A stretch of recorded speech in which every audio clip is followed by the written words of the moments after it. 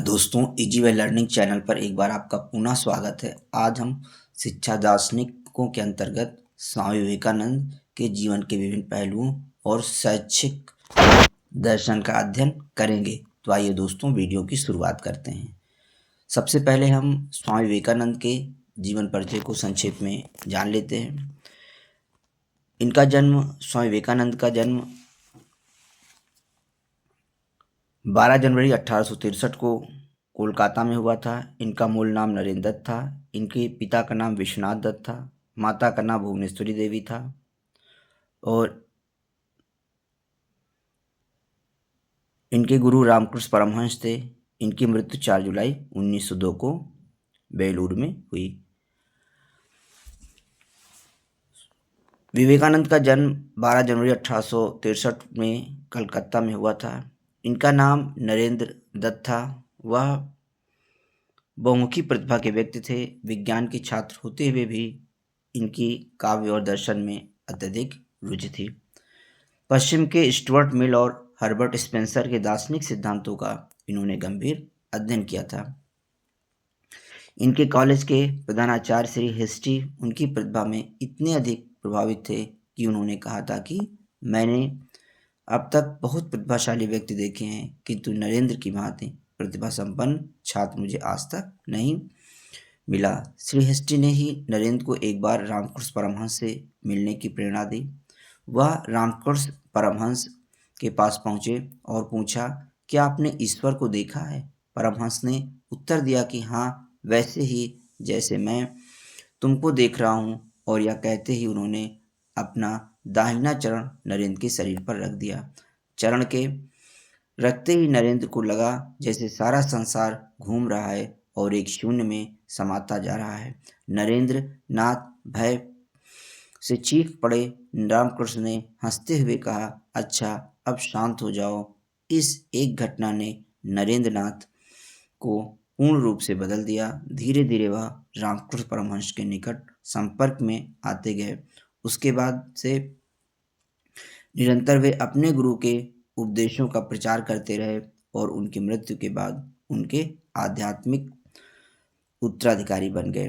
गुरु की आध्यात्मिक शिक्षा के लिए समर्पित होने पर घर बार छोड़कर वे सन्यासी बन गए और बड़ा नगर में एक आश्रम की स्थापना करके गुरु के संदेश का प्रचार करने लगे। अपनी पहचान छिपाने के लिए अनेक बार वे अपना नाम बदलते रहे। अंत में सर्वधर्म सम्मेलन में भाग लेने के लिए वे अमेरिका गए। इनके भाषणों की अत्यधिक प्रशंसा हुई।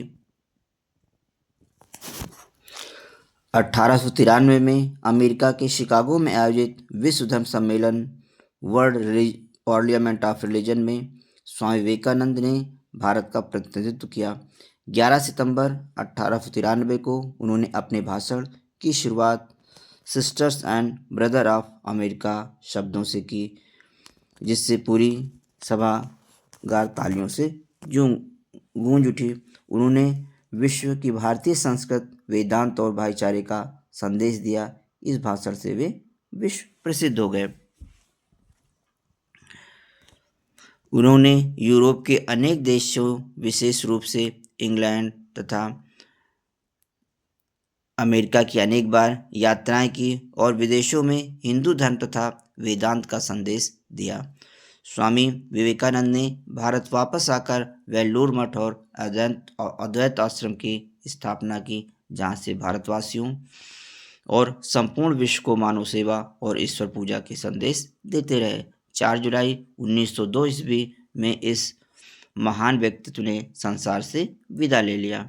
जीवन दर्शन, फिलॉसफी ऑफ लाइफ की बात करें, स्वामी विवेकानंद कट्टर वेदांती थे। वे वेदों और उपनिषदों द्वारा निर्देशित ज्ञान पर पूरी आस्था रखते थे। उन्होंने वेदांत दर्शन को व्यवहारिक रूप दिया। उनका विश्वास था कि धर्म केवल पूजा पाठ से संभव नहीं होता, वरन मनुष्यत्व एवं सत्यनिष्ठा से ही संभव होता है। ईश्वर से मिलने के लिए मंदिर मस्जिद जाना ही जरूरी नहीं है, वरन कृषि क्षेत्र तक वो सभी स्थल जहाँ निष्काम कर्म द्वारा मानव की सेवा की जा सके, पूजा के स्थल हैं। स्वामी विवेकानंद ईश्वर को 3 गुणों से संपन्न मानते हैं। यह 3 गुण हैं ईश्वर की सर्वव्यापकता, सर्वगुण संपन्नता और सर्वसुख संपन्नता। विवेकानंद के अनुसार इन 3 गुणों के समन्वय से ही आत्मा परमात्मा के साथ एकीकृत हो सकती है। स्वामी विवेकानंद ने वेदांत को वैज्ञानिक स्वरूप प्रदान करते हुए कहा था कि वस्तुतः वेदांतिक और वैज्ञानिक समान सिद्धांतों पर आस्था रखते हैं। उदाहरण देते हुए उन्होंने कहा था कि जब विज्ञान का शिक्षक कहता है कि सब पदार्थों में एक ही अणुशक्ति विद्यमान है, तो क्या यह सोचना अस्वाभाविक होगा कि चर अचर जड़ चेतना सभी में ईश्वर की शक्ति ही विद्यमान है। दूसरा उदाहरण अग्नि का है, जिसके अनेक रूप हैं पर मूल रूप में अग्नि एक ही है। उसी प्रकार तीसरा उदाहरण आत्मा का है, जो मूल रूप में होते हुए भी अनेक रूपों में दिखाई देती है। आइए अब उनके जीवन से जुड़ी अन्य बातों को भी जान लेते हैं। उन्होंने 1897 में रामकृष्ण मिशन की स्थापना की। उनका संदेश था उठो जागो और लक्ष्य प्राप्ति तक मत रुको। वे युवाओं को आत्मविश्वास और राष्ट्र सेवा के लिए प्रेरित करते थे। वे सभी धर्मों को समान मानते थे। उनका जीवन सादगी, सेवा और त्याग का उदाहरण है। स्वामी विवेकानंद ने धार्मिक क्षेत्र में भी वैज्ञानिक अनुसंधान प्रणाली का प्रयोग करने पर बल दिया। उनका मत है कि धार्मिक निष्कर्षों को वैज्ञानिक अनुसंधान प्रणाली की कसौटी पर कसकर सिद्ध किया जा सकता है। आज के प्रयोगवादी युग में मनुष्य को आत्मा परमात्मा की एकता का ज्ञान देने के लिए यह प्रणाली सर्वाधिक उपयोगी है। वेदांती होने के नाते स्वामी विवेकानंद का मानना है कि समस्त प्राणियों में एक ही आत्मा का निवास है। अंतर केवल रूप का है। जैसे बालक और प्रौढ़ के शरीरों में छोटे और बड़े का अंतर होता है। विवेकानंद विश्व बंधुत्व का समर्थन करते हैं। उनका कहना था कि मनुष्य में ही ईश्वर का रूप देखा जा सकता है, किंतु यह रूप उसके शरीर में नहीं वरन उसकी आत्मा में है। अतः प्रेम तथा सेवा से आत्मा का दर्शन सभी प्राणियों में किया जा सकता है। इसके लिए आवश्यक है कि पहले अपने भीतर के परमात्मा पर श्रद्धा और विश्वास किया जाए। यह आत्मविश्वास ही व्यक्ति को धार्मिक बनाता है और उसको परमात्मा से मिलाता है। विवेकानंद उसी को नास्तिक कहते हैं जिसे स्वयं अपने अंदर स्थित आत्मा और परमात्मा पर श्रद्धा तथा विश्वास नहीं है। उनके अनुसार यह श्रद्धा स्वार्थ पर आधारित श्रद्धा एवं विश्वास नहीं है। इसका अर्थ है सभी प्राणियों में श्रद्धा, क्योंकि सभी प्राणी एक ही हैं। विश्व बंधुत्व की भांति विवेकानंद विश्व धर्म को भी मान्यता देते हैं। वे सभी धर्मों को मानव जाति के कल्याण के हेतु साधन मानते हैं। उनका मत था कि मुक्ति अथवा ब्रह्म ज्ञान मानव जीवन का परम लक्ष्य है, किंतु कोई भी व्यक्ति केवल कुछ क्षणों तक ही ब्रह्म में लीन रह सकता है। शेष समय में उसे जगत के सभी प्राणियों की सेवा करनी चाहिए, क्योंकि मूल रूप से सभी में एक ही आत्मा का वास है। विवेकानंद मानव प्राणी को स्वयं पूर्ण मानते थे और कहते थे कि अमरता तो प्राणी में ही निहित है, उसे बाहर की ओर खोजना व्यर्थ है।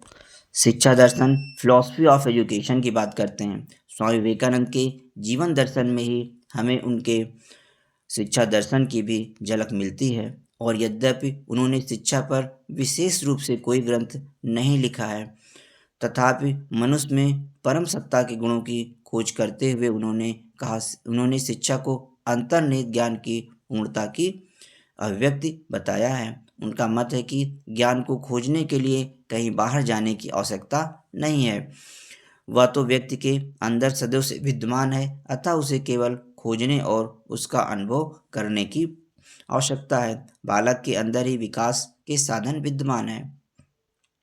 स्वामी विवेकानंद का विश्वास है कि बालक स्वयं अपना विकास करने में सक्षम है। विकास की समस्त संभावनाएं उसके अंदर उसी प्रकार विद्यमान है जैसे पौधे के अंदर वृक्ष के रूप में विकसित होने की क्षमता, शिक्षक का कार्य केवल उसे संकेत भर देना है। जिस प्रकार माली का कार्य पौधों को उचित खाद पानी देकर धूप, शीत, वर्षा और जानवरों से बचाना है, उसी प्रकार शिक्षक का कार्य केवल यह देखना है कि बालक अपनी बुद्धि और इंद्रियों का सही उपयोग कर रहा है अथवा नहीं। पौधा स्वयं अपना विकास कर लेता है, माली उसका विकास नहीं करता है। इसी प्रकार बालक भी स्वयं अपना विकास करने में सक्षम है। विवेकानंद का कहना है कि कोई भी व्यक्ति दूसरे को शिक्षा नहीं दे सकता है, क्योंकि समय और अवसर आने पर मनुष्य बड़े से बड़े सत्य को स्वयं जान लेता है और अंत में स्वयं को शिक्षित करता है। स्वामी विवेकानंद ने शिक्षक को बालक के विकास में सहायक माना है। उनके अनुसार यह सहायता प्रोत्साहन के रूप में होनी चाहिए, डर और डांट फटकार के रूप में नहीं। यहाँ तक कि उपदेश के रूप में भी नहीं, केवल उचित अनुचित का ज्ञान उसे प्रेम पूर्वक देना चाहिए। उनका कहना है कि कुछ माता पिता और शिक्षक केवल बच्चों को उनके दोष ही बताते रहते हैं, जिससे वे निरुत्साहित हो जाते हैं, उनके अंदर हीन भावना उत्पन्न हो जाती है और उनका स्वाभाविक विकास रुक जाता है। शिक्षा के लक्ष्य की बात करें तो स्वामी विवेकानंद के अनुसार शिक्षा का उद्देश्य मनुष्य का आध्यात्मिक निर्माण करना आध्यात्मिक निर्माण होना चाहिए, क्योंकि उसकी मूल प्रवृत्ति आध्यात्मिक है। स्वामी जी ने तत्कालीन शिक्षा की आलोचना करते हुए कहा था कि इस शिक्षा द्वारा मनुष्य में मनुष्यत्व का विकास नहीं किया जा सकता, क्योंकि यह शिक्षा केवल क्लर्क बनाने वाली है तथा आधिकारिक सूचनाएं प्रदान करने का साधन मात्र है। उनका कहना था कि यदि शिक्षा का अर्थ केवल सूचना प्राप्त करना है तो कहा जा सकता है कि पुस्तकालय सबसे बड़े संत और सबसे महान ऋषि हैं। स्वामी जी के अनुसार अधिक सूचनाएं एकत्रित हो जाने से मस्तिष्क में अव्यवस्था उत्पन्न हो जाती है। इसलिए यदि कोई व्यक्ति केवल 5 सद्विचारों को आत्मसात कर ले और उनके अनुसार अपने चरित्र का गठन कर ले तो यह उस व्यक्ति से अधिक शिक्षित होगा जिसे सारा पुस्तकालय कंठस्थ है। स्वामी जी के अनुसार जो शिक्षा पद्धति व्यक्ति में आत्मविश्वास की भावना का विकास नहीं करती, मौलिक विचारों के लिए उसे प्रेरित नहीं करती, उसके चरित्र का निर्माण नहीं करती, उसे सिंह के समान शक्तिशाली नहीं बनाती तथा उसके अंदर विश्व बंधुत्व की भावना को जागृत नहीं करती, उस शिक्षा को सार्थक नहीं कहा जा सकता है। स्वामी विवेकानंद के विचार में शिक्षा मनुष्य में अंतर्निहित पूर्णता की अभिव्यक्ति है। यह पूर्णता कहीं बाहर से नहीं आती वरन मनुष्य के भीतर ही छिपी रहती है। वेदांत के अनुसार मानव आत्मा संपूर्ण ज्ञान और शक्ति का अधिष्ठान स्थल है, किंतु उस पर अज्ञान का आवरण पड़ा रहता है। जैसे यह आवरण हटता जाता है, मनुष्य आत्मज्ञान के निकट आता जाता है। शिक्षा का पाठ्यक्रम, आइए अब हम शिक्षा के पाठ्यक्रम पर स्वामी विवेकानंद के क्या विचार थे इसको समझते हैं। स्वामी विवेकानंद समन्वयवादी थे, अतः आत्मा परमात्मा की एकात्मकता को जीवन का परम लक्ष्य मानते हुए उन्होंने पाठ्यक्रम में केवल आध्यात्मिक विषयों को सम्मिलित नहीं किया। एक सच्चे वेदांती की भांति उन्होंने स्वीकार किया कि यह मानव शरीर ही मोक्ष प्राप्त करने का दुर्लभ साधन है। अतः शिक्षा के पाठ्यक्रम में उन सभी विषयों को सम्मिलित किया जाना चाहिए जिनसे शरीर रक्षा और शारीरिक आवश्यकताओं की पूर्ति की जा सकती है। उदाहरण के लिए स्वामी जी ने धनोपार्जन हेतु वैज्ञानिक तथा प्राविधिक शिक्षा को देने की संस्तुति की है, जिससे व्यक्ति आत्मनिर्भर बन सके। साथ ही संसार के विकसित राष्ट्रों के समकक्ष बनने के लिए उन्होंने अंग्रेजी भाषा और पाश्चात्य ज्ञान विज्ञान की शिक्षा को भी आवश्यक माना है, किंतु मानव की पूर्णता की अभिव्यक्ति आध्यात्मिक विकास के बिना संभव नहीं है।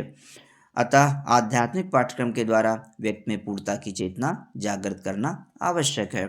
शिक्षण विधि, स्वामी विवेकानंद प्राचीन भारतीय शिक्षण विधियों के समर्थक थे। विशेष रूप से योग दर्शन की एकाग्र पद्धति को वे सर्वोत्तम मानते थे। उनके अनुसार मनुष्य और पशु में मुख्य अंतर यही है कि पशु अपने मन को एकाग्र नहीं कर सकते, इसी प्रकार साधारण मनुष्य और महान व्यक्तियों की उपलब्धियों में भी अंतर एकाग्रता के कारण ही आता है। साधारण मनुष्यों का मन चंचल होता है, अतः वह किसी एक विषय वस्तु पर मन को अधिक देर तक स्थिर नहीं रख सकते। विवेकानंद के अनुसार चित्त की एकाग्रता ही शिक्षा का प्रमुख तत्व है, मात्र तथ्यों का संकलन नहीं।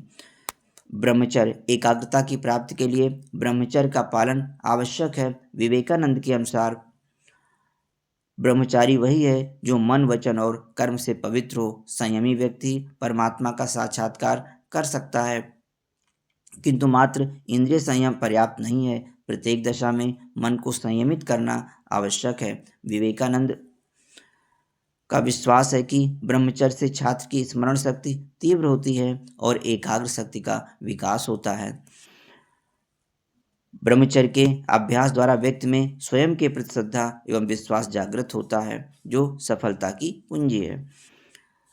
गुरुकुल प्रणाली में विश्वास स्वामी विवेकानंद भारत के प्राचीन गौरव को पुनः स्थापित करना चाहते थे और इसके लिए प्राचीन गुरुकुल शिक्षा प्रणाली का समर्थन करते थे।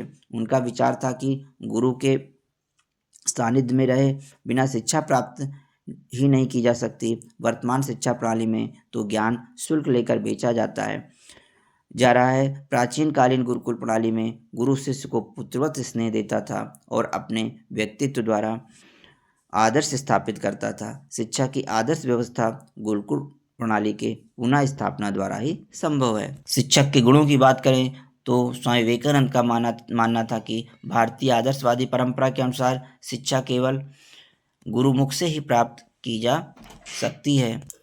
अन्य किसी भी साधन से प्राप्त शिक्षा को आत्मसात करने में कठिनाई होती है।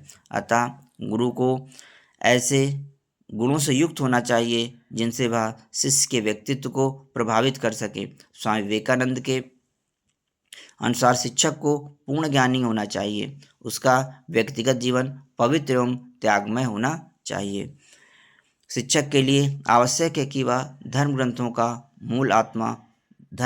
की मूल आत्मा को समझे तथा उसको अपने व्यवहार में लाए, क्योंकि जो अध्यापक कोरे शब्दों से विद्यार्थियों को संतुष्ट करना चाहा है उसका अनुकूल प्रभाव नहीं पड़ता। इसी प्रकार शिक्षक के लिए यह आवश्यक है कि वह प्रेम तथा त्याग की भावना से प्रेरित होकर शिक्षण कार्य करें, किसी स्वार्थ की प्राप्ति अथवा यश के लिए नहीं। शिक्षक के लिए यह भी आवश्यक है कि वह अपने विद्यार्थियों के प्रति सहानुभूति रखे और सदैव उनको प्रोत्साहित करे। विवेकानंद के अनुसार सच्चा शिक्षक वही है जो क्षण भर में अपने को हजारों व्यक्तित्वों में परिणत कर सके, अर्थात अपने सभी विद्यार्थियों की समस्याओं को देख, सुन और समझकर उनकी आत्मा में प्रवेश कर सके। विद्यार्थियों के गुण स्वामी विवेकानंद की विद्यार्थियों को आदर्श विद्यार्थी के रूप में देखना चाहते हैं, अतः उनमें वांछनीय गुणों का विकास करना आवश्यक समझते हैं। उनके अनुसार विद्यार्थी के लिए यह आवश्यक है कि वह मन, वचन और कर्म से पवित्र तथा शुद्ध हो, अतः उसे संयमी एवं जितेंद्रिय होना चाहिए। इसके अतिरिक्त उसमें परिश्रम तथा अनुशासन की भावनाएं होनी चाहिए। विद्यार्थी के लिए जिज्ञासु तथा ज्ञान पिपासु होना भी अत्यावश्यक है। इन सब के ऊपर विद्यार्थी के लिए यह आवश्यक है कि वह गुरु के प्रति श्रद्धा और भक्त की भावनाएं रखे। विवेकानंद का कथन है कि यद्यपि विद्यार्थी को गुरु की पूजा ईश्वर की भांति करनी चाहिए, किंतु अंधविश्वासी की भांति उसे गुरु की सभी बातों को मान नहीं लेना चाहिए, वरन उसे अपने विवेक से काम लेना चाहिए। चरित्र निर्माण की शिक्षा स्वामी विवेकानंद ने चरित्र निर्माण को शिक्षा में विशेष महत्व प्रदान किया है। स्वामी जी का कथन है कि मनुष्य का चरित्र सुख की अपेक्षा संघर्ष और विपदाओं की स्थितियों में बनता है। उनके अनुसार किसी व्यक्ति के चरित्र की कसौटी उसके महान कार्य नहीं, वरन दिन प्रतिदिन किए जाने वाले सामान्य कार्य हैं, क्योंकि महान अवसरों पर तो सामान्य व्यक्ति के मन में भी महान विचार उत्पन्न हो सकते हैं, किंतु सामान्य अवसरों पर संतुलित बने रहना कठिन है। चरित्र का निर्माण करने के लिए अच्छी आदतों का विकास आवश्यक है, जो शिक्षा द्वारा ही संभव है। धार्मिक शिक्षा। स्वामी विवेकानंद धार्मिक शिक्षा को मनुष्य जीवन के लिए आवश्यक समझते हैं। उनके अनुसार धर्म ही शिक्षा की आत्मा है। उनका कथन है कि केवल बौद्धिक शिक्षा व्यक्तित्व का पूर्ण विकास नहीं कर सकती। स्वामी जी के अनुसार धर्म अनुभूति का विषय है, मात्र पठन पाठन का नहीं। उन्होंने कहा है कि केवल धर्म ग्रंथों का अध्ययन करके कोई व्यक्ति धार्मिक नहीं बन सकता। उसी प्रकार जैसे किसी देश का मानचित्र देखकर हम उस देश का वास्तविक ज्ञान प्राप्त नहीं कर सकते हैं, किंतु जिस प्रकार किसी देश का नक्शा देखकर हमें उस देश के बारे में जानने की जिज्ञासा जागृत हो जाती है, उसी प्रकार धार्मिक ग्रंथों को पढ़ने से हमें ईश्वर संबंधी तत्व ज्ञान प्राप्त करने की उत्सुकता हो जाती है। स्वामी विवेकानंद के अनुसार धार्मिक शिक्षा अनुभूति का विषय है, अतः इसमें तर्क बुद्धि की अपेक्षा हृदय की शिक्षा का अधिक महत्व है। ईश्वर का संदेश हमें हृदय के माध्यम से ही प्राप्त होता है। आधुनिक शिक्षा का सबसे बड़ा दोष यही है कि इसमें बुद्धि तो विकसित की जाती है, किंतु हृदय पक्ष अविकसित हो जाता है। इसलिए आधुनिक शिक्षा मनुष्य को स्वार्थी बनाती है। स्वामी विवेकानंद के अनुसार धार्मिक शिक्षा का प्रारंभ पाठशालाओं में महान पुरुषों की जीवनी के ज्ञान से और उनके उपदेशों से होना चाहिए। उनके अनुसार भारत की तत्कालीन परिस्थितियों में गीता के प्रवक्ता श्री कृष्ण, शक्ति के प्रतीक दुर्गा और साहस तथा सेवा के प्रतीक हनुमान की पूजा होनी चाहिए। स्वामी जी के विचार में धार्मिक सिद्धांतों की अपेक्षा सभी धर्मों की मूल भावनाओं की शिक्षा देना श्रेयस्कर है। विवेकानंद के अनुसार धार्मिक होने के लिए सत्य बोलना आवश्यक है, क्योंकि सत्य बोलने वाला ही निर्भीक और साहसी बन सकता है। धार्मिक बनने के लिए यह भी आवश्यक है कि सर्वप्रथम मनुष्य अपने शरीर को स्वस्थ बनाए, क्योंकि शारीरिक दुर्बलता व्यक्ति को कायर और डरपोक बनाती है। यही कारण है कि स्वामी विवेकानंद ने देश के नवयुवकों को परामर्श देते हुए कहा था कि तुम गीता पढ़ने की अपेक्षा फुटबॉल खेलने के द्वारा स्वर्ग के अधिक निकट पहुंच सकते हो। यदि तुम्हारा शरीर स्वस्थ है, अपने पैरों पर खड़े हो सकते हो और अपने अंदर मानव शक्ति का अनुभव कर सकते हो, तो तुम उपनिषदों और आत्मा की महत्ता को अधिक भलीभांति समझ सकते हो। नारी शिक्षा। स्वामी विवेकानंद स्त्रियों की सम्मानपूर्वक स्थान देना चाहते थे। उन्होंने कहा था कि जब वेदांत में यह घोषणा की गई कि प्रत्येक प्राणी में एक ही आत्मा निवास करती है, तो स्त्रियों को हीन दृष्टि से क्यों देखा जाता है। विवेकानंद जी यह विश्वास करते थे कि जब तक समाज में स्त्रियों को सम्मान तथा आदर नहीं मिलेगा, देश उन्नत नहीं कर सकता। स्वामी विवेकानंद ने मनुस्मृति के इस विचार को जोरदार समर्थन किया है कि जहाँ नारियों का सम्मान होता है, वहाँ देवताओं का निवास होता है, और जहाँ उनका अनादर होता है, वहाँ दुख और दरिद्रता विराजती है। स्वामी विवेकानंद के अनुसार नारी शिक्षा का केंद्र धर्म होना चाहिए, जिससे वे अपने चरित्र को उन्नत कर बना सकें। अतः स्त्रियों के लिए भी संयम और ब्रह्मचर्य का विशेष महत्व है। विवेकानंद का मत था कि स्त्रियों को शिक्षित करने के लिए ऐसी नारियों की आवश्यकता है जो ब्रह्मचारिणियां बनकर अपने संयमित और पवित्र जीवन द्वारा अन्य स्त्रियों को अनुप्रेरित कर सकें। विवेकानंद के अनुसार स्त्री शिक्षा के पाठ्यक्रम में धार्मिक शिक्षा के अतिरिक्त इतिहास, पुराण, गृह विज्ञान, कला, पारिवारिक जीवन के सिद्धांत तथा सिलाई, पाक कला और शिशु पालन की शिक्षा सम्मिलित होनी चाहिए, जिससे वे आदर्श नारियां बन सकें। विवेकानंद भारतीय नारी का आदर्श सीता को मानते हैं, जो एक आदर्श पुत्री, आदर्श पत्नी, आदर्श कुलवधू एवं आदर्श माता थी। उनका कहना है कि यदि नारियां पवित्र, विदुषी एवं वीरांगना होंगी, तो उनके द्वारा उत्पन्न संतान से देश का गौरव बढ़ेगा। स्त्रियों की असहाय स्थिति को देखते हुए स्वामी विवेकानंद ने उन्हें आत्मरक्षा की शिक्षा देना भी आवश्यक बताया है। जन सामान्य की शिक्षा। स्वामी विवेकानंद प्रतंत्र भारत में देश की अशिक्षित, भूखी, निर्धन जनता को देखकर बड़े दुखी थे। करोड़ों मनुष्यों को अज्ञान, अंधविश्वास और घोर दरिद्रता में पलते हुए देखकर उनका हृदय द्रवित हो उठा था और उन्होंने कहा था कि शिक्षा का अधिकार सामान्य जनता तक पहुंचना चाहिए, क्योंकि वेदांत की शिक्षा सबके लिए है। स्वामी जी यह आवश्यक समझते थे कि प्रत्येक व्यक्ति यह जाने कि उसके चारों ओर क्या हो रहा है, और यदि वह शिक्षा प्राप्त करने के लिए विद्यालय नहीं आ सकता है तो देश के नवयुवकों और सन्यासियों को शिक्षा देने के लिए उसके पास पहुंचना चाहिए। शिक्षा के माध्यम के संबंध में स्वामी जी का विचार था कि जन साधारण को शिक्षा उनकी मातृभाषा द्वारा ही दी जानी चाहिए। उनका कहना था कि उन्हें विचार दो, सूचनाओं का संग्रह वह स्वयं कर लेंगे। मातृभाषा के अतिरिक्त विवेकानंद जन सामान्य के लिए संस्कृत भाषा की शिक्षा आवश्यक मानते थे, क्योंकि संस्कृत शब्दों की ध्वनि ही जाति को सम्मान, बल एवं शक्ति प्रदान करती है। स्वामी जी के अनुसार जन साधारण को साक्षर के साथ सुसंस्कृत बनाना भी आवश्यक है। वर्तमान शिक्षा ने भारतवासियों को अपनी संस्कृत से काट दिया है। जब तक सामान्य जनता अपनी संस्कृति को पहचानेगी नहीं, देश पतन की ओर बढ़ता जाएगा। इसीलिए स्वामी विवेकानंद चाहते थे कि बालक को अपने राष्ट्र के पर्व, त्योहारों, रीति रिवाजों इत्यादि का ज्ञान दिया जाए और बड़े होने पर उन्हें भारतीय दर्शन तथा संसार के अन्य राष्ट्रों की संस्कृतियों और परंपराओं से भी परिचित कराया जाए। आइए स्वामी विवेकानंद से संबंधित कुछ महत्वपूर्ण परिभाषाएं और कथनों को समझते हैं, जो कि परीक्षाओं में अक्सर पूछ लिए जाते हैं।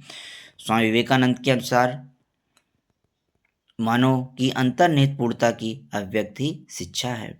स्वामी विवेकानंद के अनुसार जीवन संग्राम में वीर बनो, कहो सबको कहो कि तुम निर्भय हो, भय का त्याग करो क्योंकि भय मृत्यु है, भय औद्योलोक है, भय अधार्मिकता है, भय का जीवन में कोई स्थान नहीं है। स्वामी विवेकानंद के अनुसार हमें उस शिक्षा की आवश्यकता है जिसके द्वारा चरित्र का निर्माण होता है, मस्तिष्क की शक्ति बढ़ती है, बुद्धि का विकास होता है और मनुष्य अपने पैरों पर खड़ा हो सकता है। स्वामी विवेकानंद जी का परामर्श है कि तुमको कार्य के क्षेत्र में व्यवहारिक बनना पड़ेगा। सिद्धांतों के ढेरों ने संपूर्ण देश का विनाश कर दिया है। आइए प्रमुख विचारों को पुनः दोहरा लेते हैं। स्वामी विवेकानंद जी आदर्शवादी दार्शनिक थे। उनके दार्शनिक विचार निम्नलिखित थे। स्वामी विवेकानंद एक वेदांती के रूप में थे। ईश्वर संबंधी धारणा थी, वह असीम अस्तित्व है, वह असीम आनंद है, वह असीम ज्ञान है। मानव में गहरा उनका विश्वास था। धर्म की धारणा बड़ी उदार थी। स्वामी जी कहते थे कि हमें ऐसी शिक्षा चाहिए जिसके द्वारा चरित्र का गठन हो, मन का बल बढ़े, बुद्धि का विकास हो और मनुष्य स्वावलंबी बने। इस प्रकार की शिक्षा को मनुष्य के निर्माण की शिक्षा मैन मेकिंग एजुकेशन कहते हैं। परंतु मनुष्य जीवन का अंतिम उद्देश्य ये अपने अंदर छिपी पूर्णता की अनुभूति ही मानते थे और लौकिक दृष्टि से इन्होंने उद्घोषणा की थी कि शिक्षा मनुष्य की अंतर्निहित पूर्णता की अभिव्यक्ति है। Education is manifestation of perfection already present in man. इनकी आत्मानुभूत में विश्वास या आत्मज्ञान में आस्था थी। मानव सेवा में विश्वास करते थे। निर्भीकता, सत्यता और स्वतंत्रता में इनका विश्वास था। इनके जीवन दर्शन का प्रमुख संदेश ये था कि जीवन संग्राम में वीर बनो, कहो सबसे कहो कि तुम निर्भय हो, भय का त्याग करो क्योंकि भय मृत्यु है, भय पाप है, भय अधोलोक है, भय अधार्मिकता है, भय का जीवन में कोई स्थान नहीं है।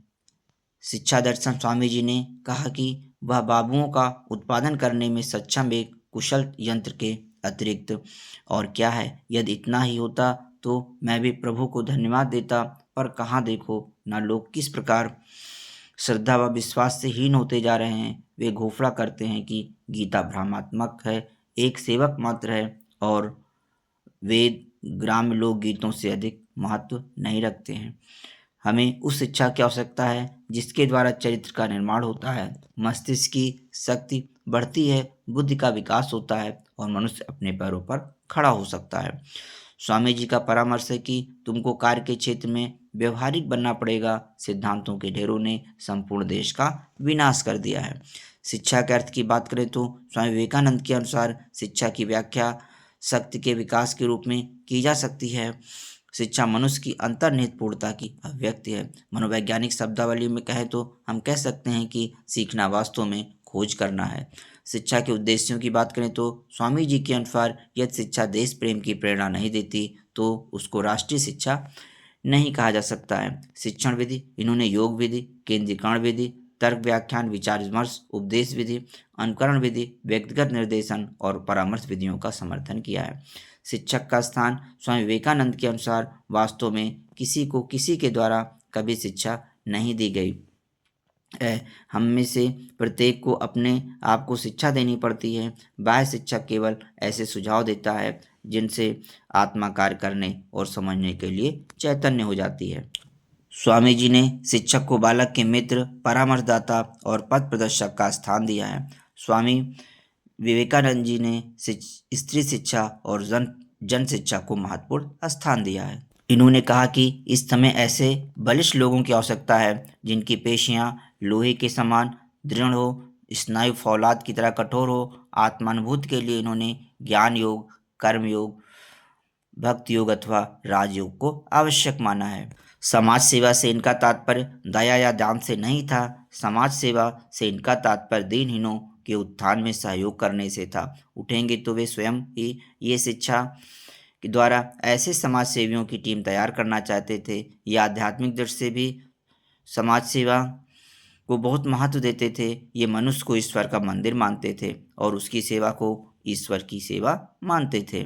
इन्होंने उद्घोष किया कि कोरे आध्यात्मिक सिद्धांतों से जीवन नहीं चल सकता है। हमें कर्म के हर क्षेत्र में आगे आना चाहिए। इसके लिए इन्होंने शिक्षा द्वारा मनुष्यों को उत्पादन एवं उद्योग कार्यों तथा अन्य व्यवसायों में प्रशिक्षित करने पर बल दिया। विवेकानंद का प्रभाव देखते हैं। विवेकानंद ने मनुष्य के भौतिक एवं आध्यात्मिक दोनों पक्षों पर समान बल दिया और वेदांत को जीवन में जीने का मार्ग प्रशस्त किया। इन्होंने मनुष्य के भौतिक विकास के लिए देश विदेश के ज्ञान एवं कौशल का लाभ उठाने पर बल दिया और उसके आध्यात्मिक विकास के लिए भारतीय धर्म दर्शन विशेषकर वेदांत दर्शन के ज्ञान और योग की क्रियाओं के प्रयोग पर बल दिया।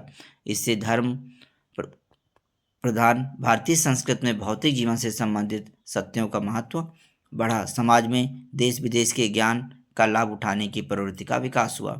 विवेकानंद ने एक तरफ अपने देशवासियों को पाश्चात्य ज्ञान विज्ञान का लाभ उठाने की ओर प्रवृत्त किया और दूसरी तरफ पाश्चात्य देशवासियों को भारतीय आध्यात्मिक ज्ञान से परिचित कराया, विशेषकर वेदांत दर्शन और राजयोग से। आज पूरे भूमंडल में भारतीय अध्यात्म का ज्ञान और पाश्चात्य विज्ञान और तकनीकी का प्रयोग हो रहा है। आज ज्ञान किसी देश की बपौती नहीं माना जाता, आज वह पूरे संसार के लिए होता है।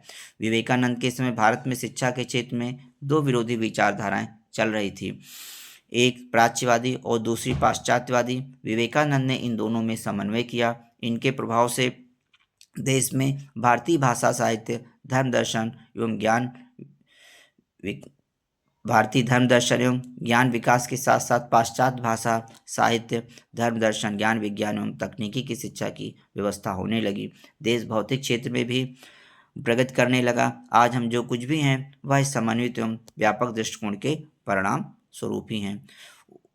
निष्कर्ष रूप में हम कह सकते हैं कि स्वामी विवेकानंद इस युग के पहले भारतीय हैं जिन्होंने हमें हमारे देश की आध्यात्मिक श्रेष्ठता और पाश्चात्य देशों की भौतिक श्रेष्ठता से परिचित कराया और हमें अपने भौतिक एवं आध्यात्मिक दोनों प्रकार के विकास के लिए सचेत किया। इन्होंने उद्घोष किया कि भारत के प्रत्येक व्यक्ति को शिक्षित करो और शिक्षा द्वारा उसे जीवन के प्रत्येक क्षेत्र में कुशलतापूर्वक कार्य करने के लिए सक्षम करो। उसे स्वावलंबी बनाओ, आत्मनिर्भर बनाओ, निर्भय बनाओ, स्वाभिमानी बनाओ और इन सब से ऊपर एक सच्चा मनुष्य बनाओ जो मानव सेवा द्वारा ईश्वर की प्राप्ति में सफल हो। इन्होंने अपने दार्शनिक एवं शैक्षिक विचारों को मूर्त रूप देने के लिए रामकृष्ण मिशन की स्थापना की। इन्होंने देश के निर्बल एवं उपेक्षित व्यक्तियों पर विशेष रूप से ध्यान दिया।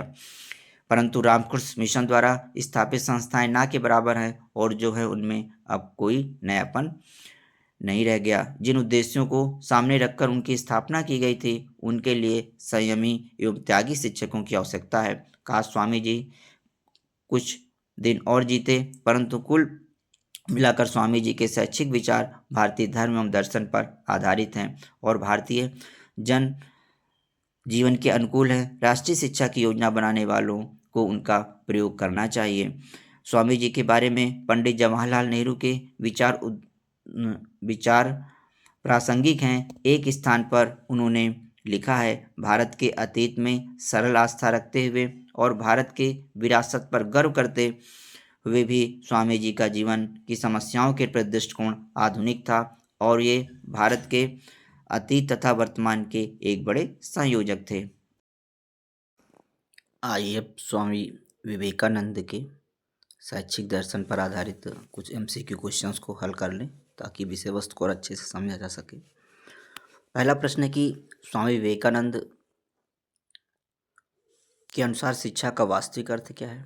ए विकल्प है सूचना प्रदान करना, बी विकल्प है परीक्षा में सफलता प्राप्त करना, सी विकल्प है मनुष्य में अंतर्निहित पूर्णता की अभिव्यक्ति और डी विकल्प है सामाजिक अनुशासन स्थापित करना।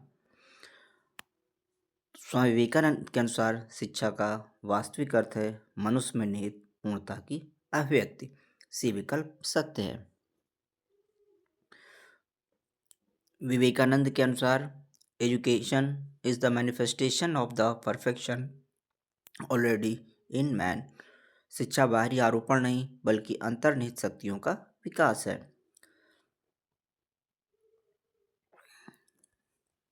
अगला क्वेश्चन है, विवेकानंद के शिक्षा दर्शन का मुख्य उद्देश्य क्या है। ए आर्थिक विकास, बी चरित्र निर्माण, सी राजनैतिक चेतना, डी तकनीकी दक्षता।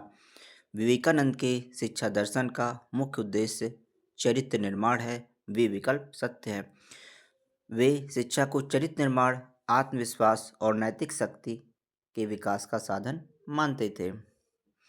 तीसरा प्रश्न है, मनुष्य निर्माण मैन मेकिंग एजुकेशन की अवधारणा किससे संबंधित है। ए विकल्प महात्मा गांधी, बी रविन्द्रनाथ टैगोर, सी स्वामी विवेकानंद, डी श्री अरविंदो। मनुष्य निर्माण मैन मेकिंग की अवधारणा स्वामी विवेकानंद से संबंधित है। Man making and character building education पर स्वामी विवेकानंद ने बल दिया है। अगला क्वेश्चन है, विवेकानंद के अनुसार शिक्षा का संबंध किस दर्शन से अधिक प्रभावित है।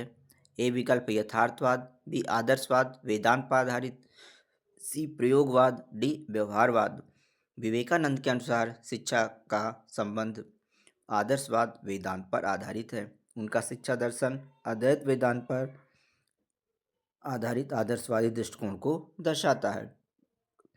अगला क्वेश्चन है, विवेकानंद के अनुसार शिक्षक की भूमिका क्या है। ए विकल्प है ज्ञान का स्रोत, बी अनुशासनकर्ता, सी प्रेरक एवं मार्गदर्शक और डी विकल्प है मूल्यांकनकर्ता। विवेकानंद के अनुसार शिक्षक की भूमिका सी विकल्प सत्य है, प्रेरक एवं मार्गदर्शक की होती है। शिक्षक विद्यार्थियों की अंतर्निहित शक्तियों को जागृत करने वाला प्रेरक है।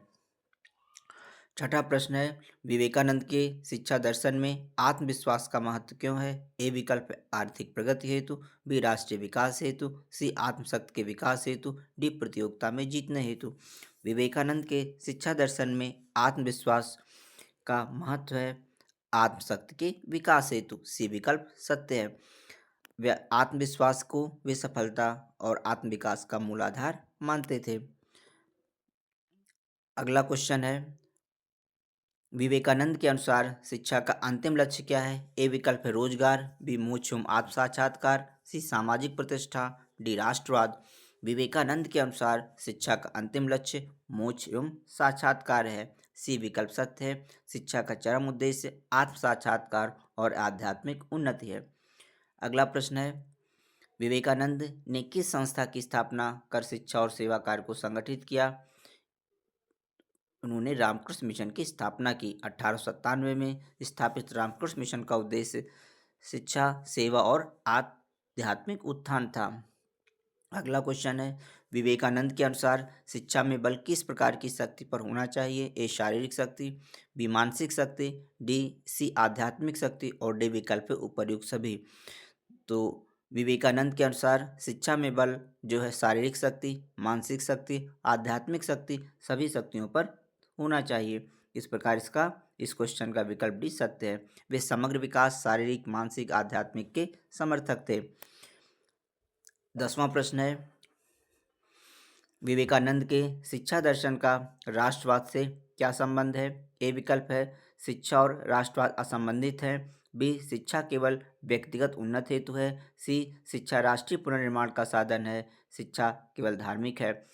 तो इसका सी विकल्प सत्य है कि शिक्षा राष्ट्र पुनर्निर्माण का साधन है। वे शिक्षा को भारत के पुनर्जागरण और राष्ट्रीय जागरण का माध्यम मानते थे। अगला क्वेश्चन है, स्वामी विवेकानंद के अनुसार शिक्षा का वास्तविक अर्थ क्या है?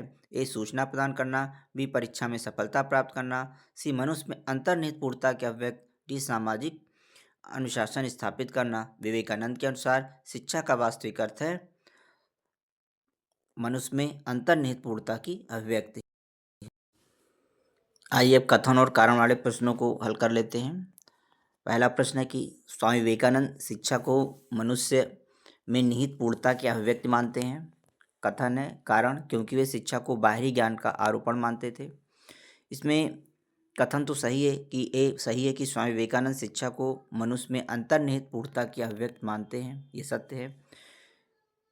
इसका कारण दिया गया है क्योंकि वे शिक्षा को बाहरी ज्ञान का आरोपण मानते थे, ये असत्य है। स्वामी विवेकानंद शिक्षा को बाहरी आरोपण नहीं बल्कि आंतरिक शक्तियों के विकास के रूप में देखते थे। अगला क्वेश्चन है, विवेकानंद के शिक्षा दर्शन में चरित्र निर्माण को सर्वोच्च स्थान प्राप्त है। ए कथन है, कारण है क्योंकि उनके अनुसार शिक्षा का उद्देश्य केवल बौद्धिक विकास है। तो इसमें ए विकल्प सत्य है, यानी कथन सत्य है। विवेकानंद के शिक्षा दर्शन में चरित्र निर्माण को सर्वोच्च स्थान प्राप्त है, परंतु कारण जो दिया गया है कि उनके अनुसार शिक्षा का उद्देश्य केवल बौद्धिक विकास है, तो ये कारण इसका सत्य नहीं है। याद रखिएगा, जिस विकल्प में या कारण में कथन में केवल शब्द आ जाए, मात्र शब्द आ जाए, ऐसे शब्द जो है या सीमा लिमिटेशन शब्द आ जाए, ये जो है क्वेश्चन की जो है कह सकते हैं कि उसको सीमित कर देते हैं विकल्प को। ऐसे प्रश्नों जो है गलत होते हैं। अगला क्वेश्चन है, विवेकानंद का शिक्षा दर्शन वेदांत से प्रभावित है। कारण कथन ए है, फिर उसका कारण है क्योंकि वे आत्मा और ब्रह्म की एकता में विश्वास करते हैं। इसमें दोनों कथन सही हैं और आर्य का सही स्पष्टीकरण है, यानी विवेकानंद का शिक्षा दर्शन वेदांत से प्रभावित है क्योंकि वे आत्मा और ब्रह्म की एकता में विश्वास करते थे। अगला क्वेश्चन है, विवेकानंद के अनुसार शिक्षक ज्ञान का संचारक मात्र है। कथन है, कारण शिक्षक का कार्य विद्यार्थियों की अंतर्निहित शक्तियों को जागृत करना है। अब इस प्रश्न में भी देखेंगे तो जो कथन इसका है कि विवेकानंद के अनुसार विवेकानंद के अनुसार शिक्षक का ज्ञान संचारक मात्र है। अब इसमें मात्र शब्द आ गया, यानी ये विकल्प को सीमित कर दे रहा है, ये एक असत्य कथन हो जाएगा। कारण शिक्षक का कार्य विद्यार्थियों की अंतर्निहित शक्तियों को जागृत करना है, ये सत्य है। अगला क्वेश्चन है, विवेकानंद शिक्षा को राष्ट्रीय पुनर्निर्माण का साधन मानते थे क्योंकि वे भारत के आध्यात्मिक और सांस्कृतिक पुनर्जागरण के पक्षधर थे। इसमें कथन और कारण दोनों सत्य है और कारण कथन की उचित व्याख्या करता है। अगला क्वेश्चन है, विवेकानंद के अनुसार शिक्षा आत्मविश्वास का विकास करती है। कथन है ए और उसका कारण है कि आत्मविश्वास व्यक्ति को आत्मनिर्भर और शक्तिशाली बनाती है। इसमें कथन और कारण दोनों सत्य है, यानी विवेकानंद के अनुसार शिक्षा आत्मविश्वास का विकास करती है और आत्मविश्वास व्यक्ति को आत्मनिर्भर और शक्तिशाली बनाता है। अगला क्वेश्चन है, विवेकानंद का शिक्षा दर्शन प्रयोगवाद पर आधारित है। कथन है, कारण है उन्होंने अनुभव और क्रियाशीलता को महत्व दिया है। विवेकानंद का शिक्षा दर्शन प्रयोगवाद पर आधारित नहीं है बल्कि वेदांत आदर्शवाद पर आधारित है, अतः इसका कथन एक गलत है। कारण आंशिक रूप से सत्य है, यानी उन्होंने अनुभव और क्रियाशीलता को महत्व दिया है, परंतु दर्शन का मूल आधार प्रयोगवाद नहीं है।